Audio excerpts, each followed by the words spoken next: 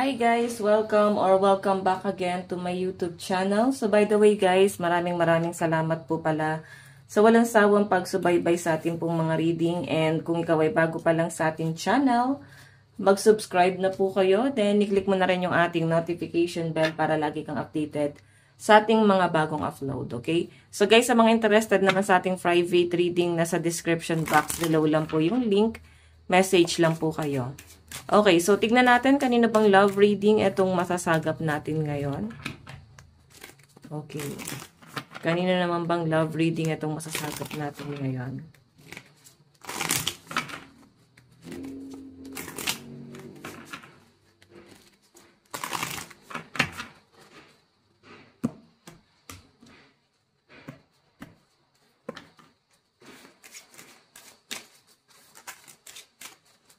Meron tayong engagement.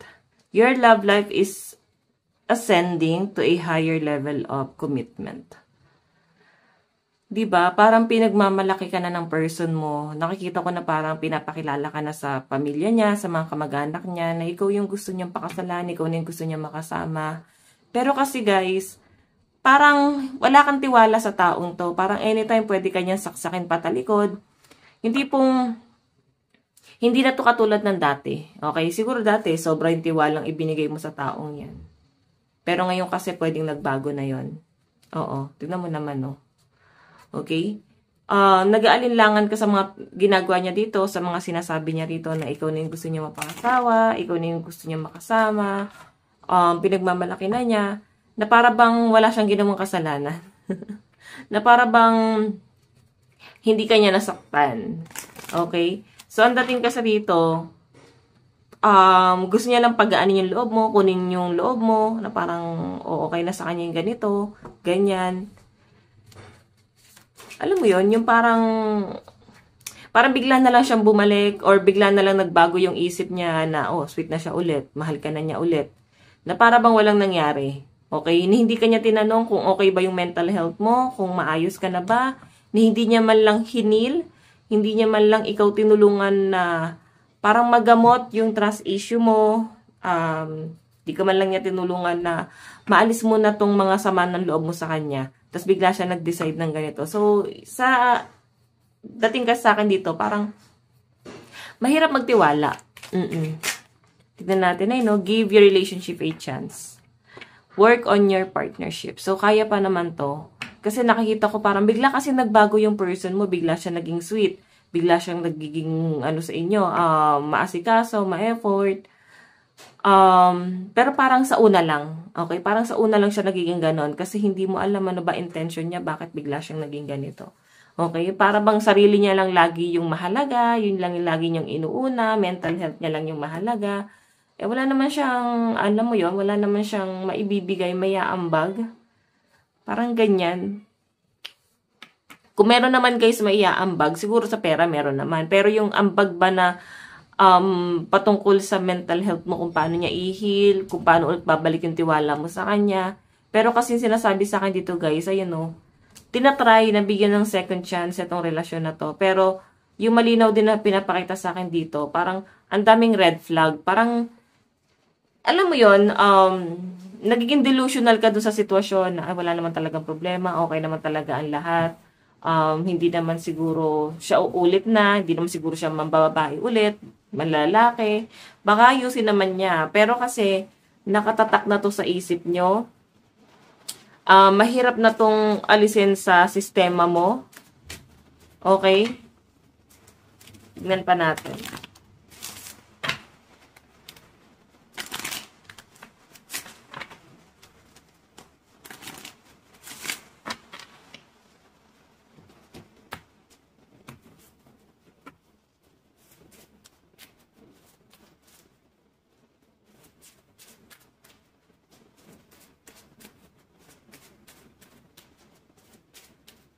Yan pa natin.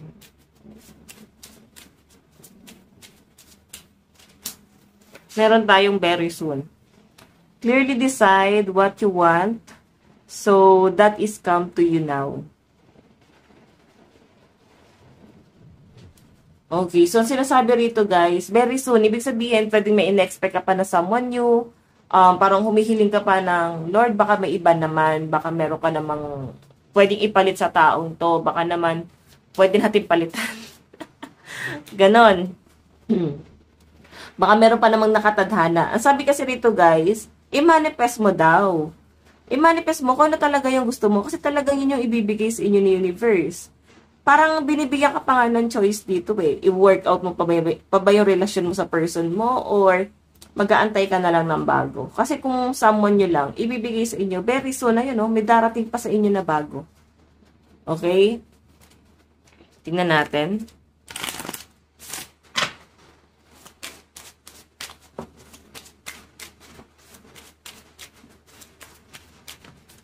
Meron tayong retreat.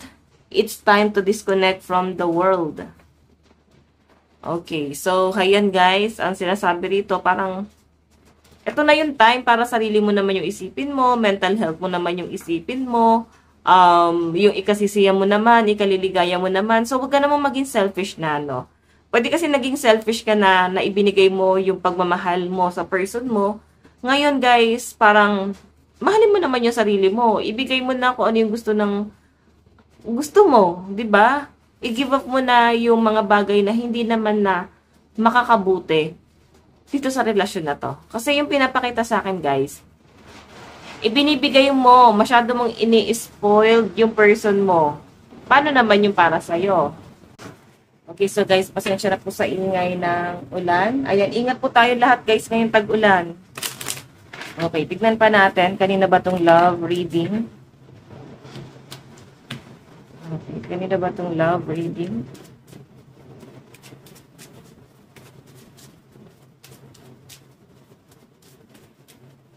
Meron tayo.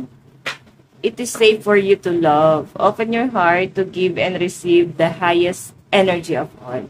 So, parang ang laki ng galit ng iba sa inyo to sa person mo. Kasi parang habang tumatagal, wala naman siya pinapatunayan talaga sa inyo. Parang hindi ka lang nagsasalita dito eh. Nag-aantay ka kung ano yung gagawin niya, ano yung action niya. Tignan pa natin guys. Gamit tayo ng ibang card. Okay.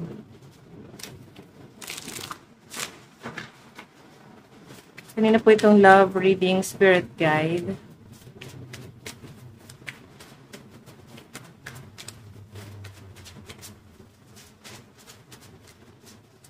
Meron tayong page of Pentacles, making plans, new job, practicality, potential. Okay, so yan na nga guys. Ang sinasabi rito, parang feeling ko may problema sa trabaho tong person na to. Ni plano wala siya. Hindi mo makita yung stability rate sa taong to. Hindi mo rin nakikita na parang may potential na maging alam mo yun, partner in crime. Parang ganon. Magiging kasama mo talaga sa buhay mo. Kasi page pa lang siya dito eh. So, pag sinabi kasi guys, page, nagsisimula pa lang siya, no? And meron siyang kailangan baguhin. I think kung paano siya mag-set ng, alam mo yun, mag-set ng mga plans and kung paano siya magde-decide para sa sarili niya. Kasi yung malinaw na pinapakita sa akin dito, ayun na nga, no? Wala nga siyang plano sa buhay niya eh. Tapos nakukuha pa niya mag-cheat, nakukuha ka pa niyang lokohin, paikutin, gaguhin. So parang ang nabe-benefits mo lang dito sa sitwasyon na to, sa relasyon niyo, puro emotional, parang emotion, no? Puro emotion and puro sama ng loob. So, yun yung nakikita ko dito. Hindi mo siya nakikita na parang may plano. Tapos, hindi mo rin gusto ko yung trabaho niya ngayon or parang wala naman nangyayari. So, parang di niya ba kayang mag-improve or may baguhin, mag-expand? Kasi malaki na rin siguro yung pamilya nyo. Hindi na to usapang sa inyo lang dalawa. Okay? So, yung practicality, guys, pwedeng nasa inyo yon. Possible na itong person mo na to, dumidepende rin siya sa mga desisyon mo. Okay? Siya yung tipo ng tao na mahina naman talaga siya eh. Mahina siya kasi hindi niya kayang bitbitin yung pamilya nyo. Okay? Parang mahirap nang umasa sa taong to. Tignan pa natin.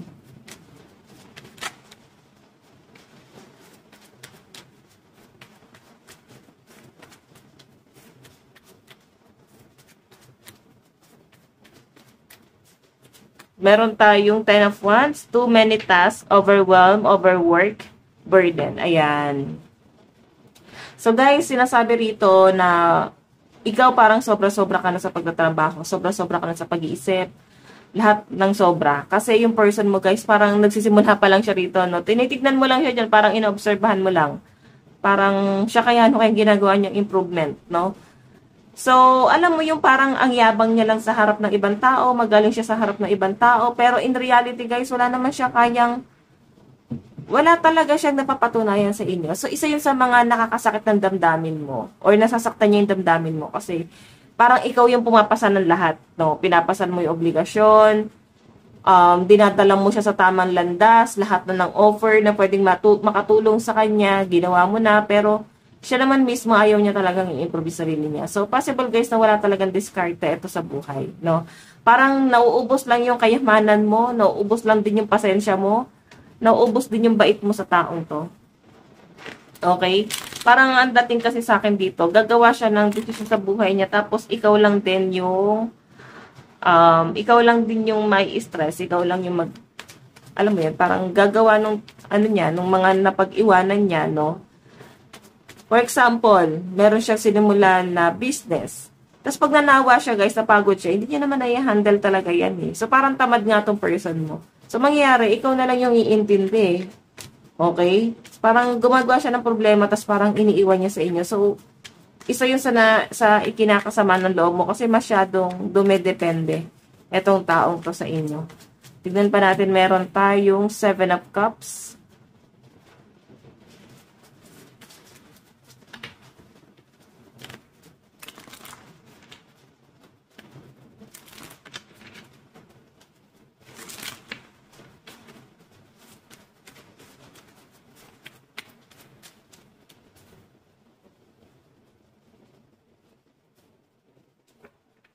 Meron tayong 9 of Swords, Nightmare, Insomnia, Anxiety, and Fear. The Tower. Ayun no, hindi mo nakakayanin yung mag-isip. Parang sumabog ka na dito. Parang tama na. Hindi na tama. Hindi na to nakakatuwa. Yun yung nakikita ko dyan, guys. So, nandun ka na sa point na wala na. Sumabog ka na. And good luck na lang dito sa person mo. Kasi ready ka na mag-move forward, no? Parang nagtiis ka pa ng mahabang panahon, iniyak mo pa to ng mahabang panahon, then dumating ka na sa hangganan mo. Parang tama na, hindi mo na gusto yung mga nangyayari. Parang gusto mo na ng something na bago sa buhay mo. Hindi mo na gusto yung mga kaganapan sa araw-araw, yung treatment niya sa inyo. So, grabe, no? Grabe yung sacrifice na ginagawa mo para lang dito sa relasyon na to. Ayan, no, nandun pa yung pagmamahal. Pero kasi guys, gusto mo na lang siyang i-abandona, no, parang pusa. Gusto mo lang i-abandona tong taong to kasi grabe na yung disappointment mo eh. Hindi mo na rin alam kung ano yung tamang words na sabihin sa kanya para lang iwan siya. Para lang sabihin sa kanya na napagod ka na. Okay? Meron tayong 4 of Pentacles. Okay, 4 of Pentacles, guys. Hindi kanya kayang i-let go eh. Pero, hindi ka rin naman niya kayang pahalagahan. Alam mo yun, hindi kanya kayang i-let go, hindi kanya kayang pahalagahan. Okay, so tignan pa natin, guys. Additional message.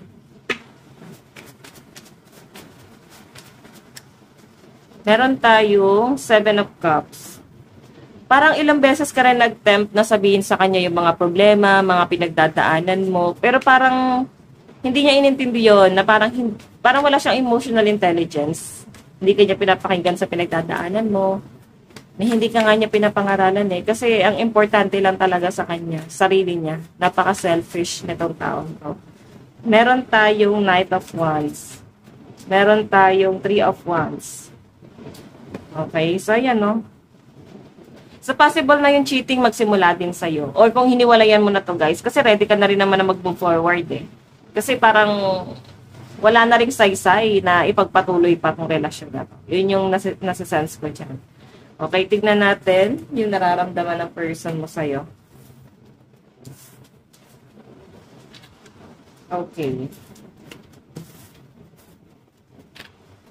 Ano yung nararamdaman ni person sa'yo?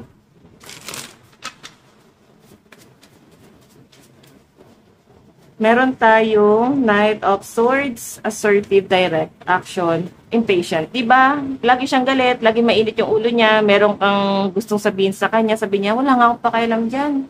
Pag ganun, kunyari, magkukwento ka lang ng buhay ng ibang tao kasi gusto mo lang mag-build, no? Mag-tempt ng conversation kasi wala naman siguro kayo masyado pinag-uusapan. Pero sabihin niya, wala man ako pakialam sa buhay ng tao yan, basta mahalaga, buhay ko na lang muna, problema natin. Ganon siya mag-tempt, pero sa ibang tao pwedeng nakikinig siya. Okay, isa yun sa mga kinakainis mo, na parang wala na talaga siyang pagbabagong ginawa. Okay? So, ang dating kasi rito guys, parang lagi na lang siyang galit sa inyo. Meron tayo, pero mahal ka niya, King of Wands, oh. Matatauhan nga to pagka naghanap ka na ng iba eh. Oo, pag pinaramdam mong hindi mo talaga siya, mahal na.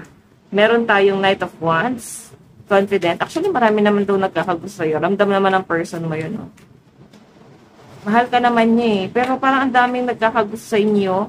Yun yung isa sa kinakatakutan niya. Feeling strong lang tong taong to, pero deep inside, natatakot din siya sa kung ano yung kaya mong gawin. Especially kung kaya mo siyang iwan.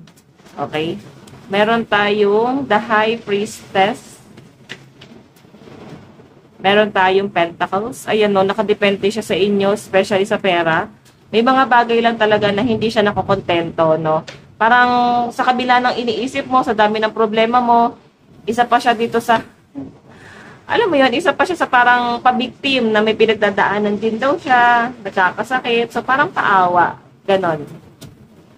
Ace of Cups, mahal na mahal ka nitong tao. Overflowing, handa naman daw siyang ibigay lahat para sa inyo. And Page of Wands. Yun nga lang guys, alam mo yung mataas yung pangarap niya para sa inyo. Sobra. Gusto niya kasing ibigay lahat sa inyo. Pero ngayon kasi hindi pa niya kayang simulan yon. Sabi ko sa inyo, biglang nagbago itong tao to. Siguro kasi na-realize niya rin talaga. Okay? Malaki yung naging realization niya nung hindi na kayo naging okay or nanlalamig ka na. Tignan natin yung message. Gusto niya sabihin, I want you. Don't pressure me. Diba? Pwede kasi nasusumbatan mo siya, nabubungangaan mo, nape-pressure siya sa ginagawa mo kasi ikaw stable ka na eh. Siya kasi nagbibuild pa lang siya ng foundation niya. Okay? Pinapatunayan niya pa lang yung sarili niya. Meron tayong, I need to sort things out first before I can come to you. Diba? Kailangan niya muna daw ayusin yung sarili niya eh. Bago niya panindigan itong relasyon na to. Kasi nakikita niya na mataas na nga yung expectation mo. Hindi ka na katulad ng dati. Zodiac sign sa side niya, Aries, Taurus, Leo, Capricorn, Libra, Pisces, Aquarius, and Gemini. Scorpio, Virgo, Sagittarius, and Leo. Okay, tignan pa natin. Sa side mo naman, ano yung nararamdaman? Nararamdaman mo sa person mo? Masaya ka sa kanya, paulit-ulit na pagpapatawad yung ginagawa mo, pero lately na-realize mo na hindi na tama. Parang gusto mo na tumanggap ng bago. Ayan o, gusto mo na tumanggap ng bagong tao sa buhay mo. Hindi na to worth it, parang ganun. Okay? Message. I need you to help me. Ayun o, gusto mo lang talaga ng tulong. Hindi mo nakakita sa kanya eh, na may ginagawa siyang tulong. I know, will you help me? Puro talaga tulong yung gusto mo. Kasi napapagod ka ng bitbitin siya. Napapagod ka na sa mga problema na parang pasan mo lahat, no? Meron tayong your mind forever and ever. So parang naiiyak ka sa problema, gusto mo sumabog. Hindi mo maramdaman yung presensya nitong taong to. Zodiac sign, Taurus, Pisces, Capricorn, and Libra. Leo, Sagittarius, Scorpio, Aries, Cancer, and Virgo. Aquarius, Pisces, Gemini, Taurus, Capricorn, and Libra sa side mo. Okay, so in the near future,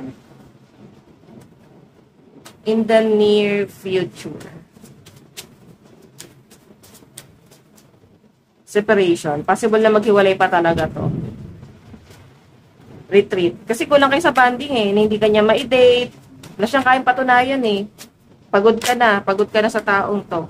Let go, ayun no, let your friends help you. So parang makinig ka rin daw sa advice ng mga friend mo or i-open mo yung problema. Kasi hindi ka nag-open, sinasarili mo lang to. Okay, so guys, ito lang pong inyong daily love reading. Again, bukas po ulit. God bless and love you all. Bye-bye!